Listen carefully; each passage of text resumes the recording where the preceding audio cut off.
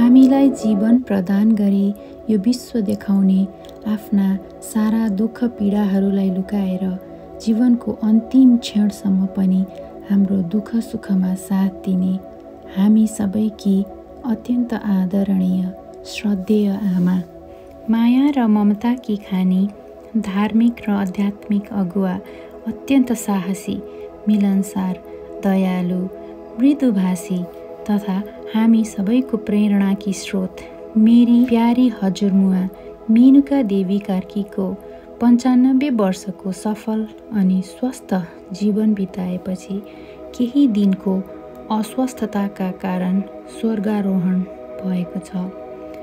आमाको साथमा धेरै समय बिताउन नपाए पनि छोटो समयमा आमासँग सिकेका शिक्षा दीक्षा र आमाले बढाइदिएका पौरखी हात पाखुराहरूले नै यो जीवन सरल र सहज रूपमा अघि बढिरहेको छ।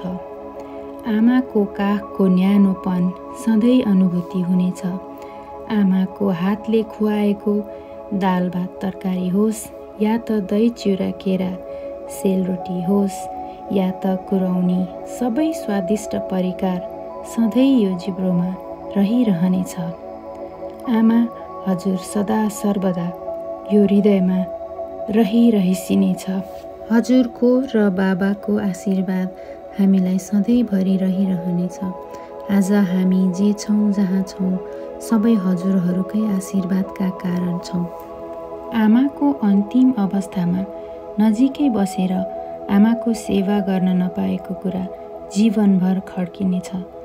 भिडियो र फोटोहरूबाट भए पनि आमालाई अन्तिम दर्शन गर्न पाएकोमा आजको प्रविधि तथा सामाजिक सञ्जाललाई धेरै धेरै धन्यवाद छ। आमा, आज हजुर हाम्रो साथ छोडेर पुण्य अनि सुख शान्तिको लोक वैकुण्ठ धामको यात्रामा अघि बढिसकेको छ।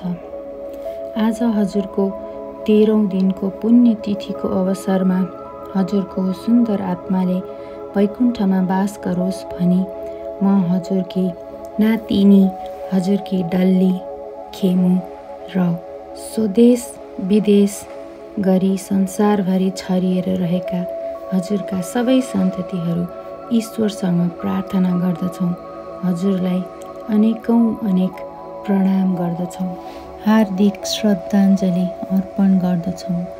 हार्दिक श्रद्धाञ्जली अर्पण गर्दछौँ।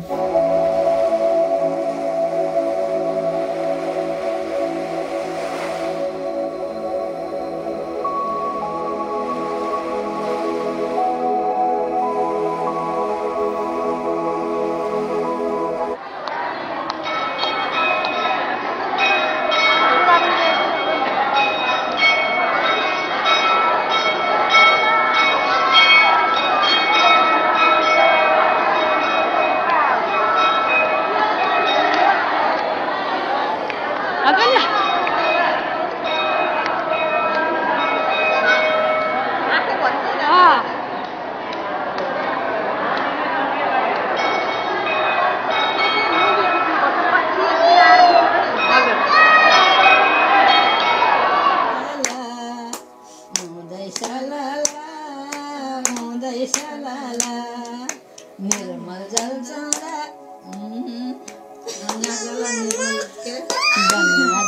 निर्मल पानी हुँदैछ लाला। मृगको बच्चो भगवानले त्यो गर्दा ताने गरे क्या।